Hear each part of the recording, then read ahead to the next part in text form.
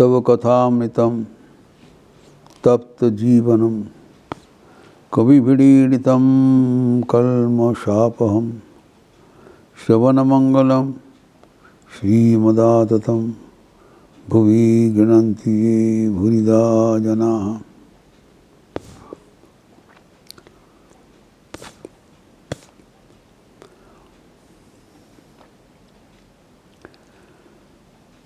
आध्यात्मिक जीवन में लक्ष्य तक पहुंचने का सहजतम उपाय, श्रेष्ठ उपाय हम लोग चर्चा कर रहे थे, वह है भगवान का नाम जप अभ्यास करना। इसको श्री मां शारदा देवी जपा सिद्धि कहा है। सिद्धि लाभ का अव्यर्थ महौषध।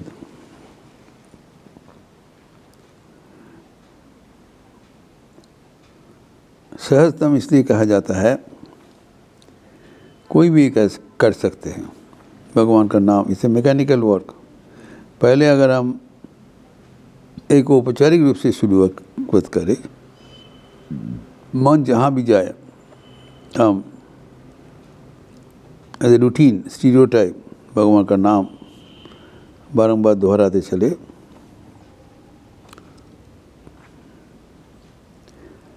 तब धीरे धीरे वो नाम का इतना महिमा है, उससे हमारा मन उसमें चिपक जाता है। ये नाम का महिमा की वजह से। कारण जो कहा गया है, नामेर भीतर आছেন আপনি श्रीहरि। नाम के भीतर वर्तमान है। नाम और नामी अभेद है। कहा जाता है एक सूता के एक प्रांत में ईश्वर है और दूसरा प्रांत में उनका नाम है। नाम हमारा हाथ का पकड़ में है, ईश्वर हमारे हाथ के पकड़ में नहीं है। ईश्वर अदृश्य है, पहुँच के बाहर है। ठाकुर कहते हैं कि गंगा का नीचे, गंगा गर्भ में वो पत्थर बंधा हुआ है, लेकिन ऊपर में एक जो श्रृंखल है, चेन, और श्रृंखल पकड़ते हुए धीरे धीरे हम अगर नीचे उतारे तो फिर वो पत्थर का हम लोग स्पर्श कर पाएंगे। यद्यपि ईश्वर अभी हमारे दृष्टि के बाहर में है, लेकिन उसका नाम हमारा हाथ के पकड़ में है। तो नाम निरंतर हम अगर रिपीट करते चले तो धीरे धीरे आगे बढ़ते हुए हम अवश्य ईश्वर को प्राप्त करेंगे। यही सहज समाधान है। लेकिन बात ही है कि नाम करते समय मन भगवान में निविष्ट होना चाहिए। तो पहले दिन नहीं होगा। तो जैसे आप नाम करते रहेंगे, धीरे धीरे भगवान का नाम का माधुर्य है वो उसमें हम रम जाते हैं, और ये जब तक ध्यान में रूपांतरित हो जाता है और हम जब नहीं कर पाएंगे, मन शांत हो जाएगा। ध्यान में आखिर में अष्टांग योग शास्त्र के अनुसार समाधि में पर्यवसित होगा। इसीलिए पतंजलि योग सूत्र का वो वहाँ पर उल्लेख किया था कि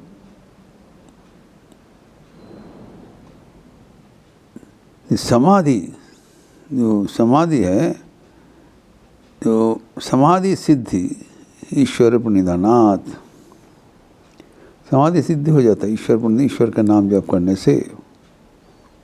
इसलिए चारों ईश्वर का नाम जप करने का, जैसे मैं बताएं, नॉट ओनली हिंदुइज्म, क्रिश्चियनिटी, मुस्लिम, चारों टेलिंग ऑफ बीट्स चालू है। कारण ये भगवान का नाम जप करने का कई प्रक्रियाएँ है।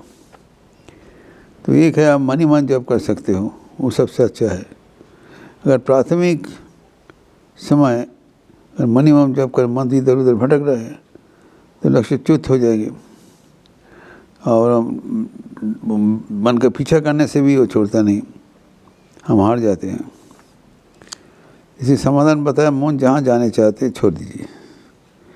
आप एक जगह बैठ के भगवान का नाम दोहराए बस। तो जब भी भगवान का नाम लेते लेते मन स्थिर हो जाएगा, तब और नाम जप करना संभव नहीं होगा। मन स्थिर हो गया तो ये जो प्रक्रिया है, प्रथम मन इतना चंचल है, इसलिए कहा गया है कि कुछ अवलंबन करके नाम गणना करो। गणना की जरूरत नहीं है, लेकिन मन को स्थिर करने की एक प्रक्रिया है। तो इसे जो मोस्ट सिंपल इस कर गणना, गुरुदेव जो दीक्षा देते हैं, सिखा देते हैं, कर गणना कैसे भगवान का नाम हाथ का उंगलियां से किया जाता है। फिर ये जो कर गणना करते करते जब सुविधा हो जाएगा, तब माला में रूपांतरित होता है, रुद्राक्ष बीज। उसमें आपको जप करना हो, शंखा रख के जप करने से एक क्वांटम होता है, कितना समय किया, कैसे किया। तो मन को संयत रखने के लिए ये सब उपाय है। भगवान पुकारने के लिए ना माला की जरूरत है, ना कर का जरूरत है। तो वरना ये माला ये अच्छी सब नहीं रहने से अच्छा है। तो एक महापुरुष महाराज के एक स्लोगन था, माला जपे सारा, कौर जपे भाई, मौन मौन जपो तो बोली हरी जाई। जो विदाउट एनी हेल्प जो मन जप कर सकते हैं, वो सर्वोत्तम है। एक दिन नहीं होगा, धीरे धीरे मन जब बैठ जाएगा तभी हो सकता है, लेकिन होना संभव है। तो माला में जप करने से क्या, मानसिक एक अहंकार का मतलब आता है। उनको देखने का पता चलता है कि भगवान का नाम ले रहे हैं, तो हमारा आत्म प्रसाद होता है स्वभाव। तो ये जो हमारे मन का जो स्वभाव है, इस सबसे प्रशंसा बात को लेकर आगे बढ़ेंगे, ये गलत है। दिखाने के लिए माला का जरूरत नहीं है, हमारा फॉर इंटरनल कंजम्पशन। इसीलिए कहा गया है, जो अगर संभव होगा तो माला कर कुछ नहीं लगेगा, ऐसे ही भगवान का नाम दोहराते रहेगा तो ठीक रहेगा। तो जब ऐसी करके मन को धीरे धीरे संयत हो जाएगा, तब हमारा जो वाचिक तपस्या सार्थक होगा। अभी इसके आगे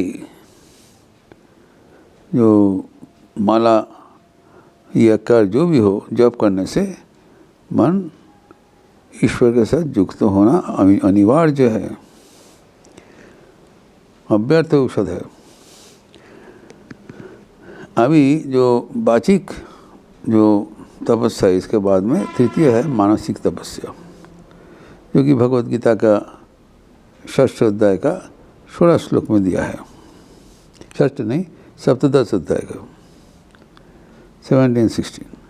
नाउ उसमें क्या कहते हैं, मन प्रसादात् सौम्यत्वम मौनम आत्म विनिग्रह भाव संशुद्धिरित्येतत् मानसतः उच्यते। ये फिर 5 चीज़ है, इसको पालन करने से मानसिक रूप से तपस्या समाधान हो जाता है, मन का एक स्टेबिलिटी हमें मिल जाता है। तो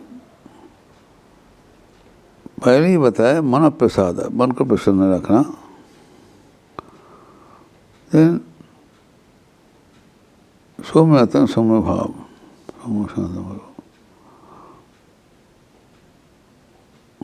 मन प्रसाद सौम्यता, सौम्य भाव एवं मौनम, मननशीलता तथा आत्म विनिग्रह, मतलब मन की एकाग्र करना, मन को नियंत्रण में रखने का कौशल, एवं आखिर में भाव संशुद्धि। भाव संशुद्धि मतलब मन मुख एक करना। ठाकुर कहा कहते भावेर घरे चुरी करो ना, जो भाव है उसको पवित्र चीज़ है उसके रख देना। अब बोल रहे हो कुछ, कर रहे हो कुछ, ये गलत है, ये भाव सिद्धि नहीं है। जब ये 5 चीज़ हो जाता है तब हमारा जो मानसिक तप सार्थक हो जाएगा। अब इसमें सबसे महत्वपूर्ण है मन प्रसाद। मन को शांत रखना। मन से ही सब कुछ है। मन अगर शांत रहे तब हम जीवन में सब कुछ कर सकते हैं। और मन जब चंचल होगा, रेस्टलेस होगा, तब we can not work with full efficiency. तो मन को किसी कीमत से जो मन का प्रसाद नहीं खो बैठना है। इसी उपाय से मन को शांत रखना ही सफलता का रहस्य है। और शांत कोई नहीं चाहते मन अशांति में रहे, लेकिन हम जब मन को शांत करने के लिए बैठे हैं तब नाना प्रकार का एक उल्टा पलटा दे दिया। तो मन को शांत करने के लिए हमें प्रयत्न करना चाहिए, क्योंकि मन का शांति के ऊपर सब कुछ निर्भरशील है। मन जब शांत रहेगा तब हमारा व्यक्तित्व बदल जाएगा। मन को देखना पड़ेगा कि मन क्यों अशांत हो जा रहा है। पहला चीज़ है मन प्रसाद। मन क्यों अशांत हो? कारण मन में अभी जो अवस्था है, मन में जो घटना है, परिस्थिति है, जो कुछ है, तब हमको पता चला ठीक है, ये हम एक दिन रुके। फिर जब सब कुछ ठीक है, जब कुछ परिस्थिति सामने आ जाते हैं तो हम बेचैन हो जाते हैं। कोई भी परिस्थिति का मुकाबला करते हुए मन को शांत रखना ही मन प्रसाद। और ईश्वर के सहारा बिना नहीं होगा। हम जीवन संग्राम में हम हार जाते हैं, थक जाते हैं, कभी कभी लगता है नहीं होगा। उसी समय भरोसा रखना चाहिए। सीमा शब्द जी कहते, शारदा देवी कहते हैं, भाव्य हमारा क्यों ना था हमारे माँ चलना। I have a mother, don't worry. ये जो आपका जो मन को प्रशांत रखने का प्रयास, वही है मानसिक तप का प्रथम पदक्षेप। मन को शांत रखना, क्योंकि मन शांत होने से ही भगवत का दर्शन होगा सीधा। देखो शांत मोने प्रेम नयने अपरूप प्रिय दर्शन। भगवान अत्यंत प्यारा है। मन का शांति के लिए मन हमारा सब कुछ बिगड़ जा रहा है। तो ये अत्यंत हमारा सुअवसर है, दुर्लभ मानव जीवन मिला है। यहाँ पर सिर्फ हमें दिया हुआ जो इंस्ट्रूमेंट, उसको अगर सही ढंग से हम परिचालना करें तब यहाँ पर आनंद का अवधि नहीं रहेगा। इस प्रसंग को और भी आगे बढ़ाते हुए हम लोग अगले दिन चर्चा करें। ओम शांति शांति शांति। हरि ओम तत्सत। श्री राम कृष्णार्पणमस्तु। आज एकादशी तिथि है, राम नाम संकीर्तन होगी। और आज परम पूजनीय श्रीमद स्वामी गहना जी गौतमानंद जी के मंत्र दीक्षा सुबह में अनुष्ठित होगी। फिर ये शाम को यथारीति राम नाम संकीर्तन एवं प्रणाम उसके उपरांत होगा। ये पावन अवसर है, गौतमानंद जी आश्रम में लखनऊ में पधारे हैं। चारों ओर जो भक्तों का नाम है, ग्रेट ओकेशन। इस अवसर पर हम सबको बधाई देना चाहता हूँ। हम लोग अच्छे रहिए, स्वस्थ रहिए, आनंद में रहिए। नमस्कार।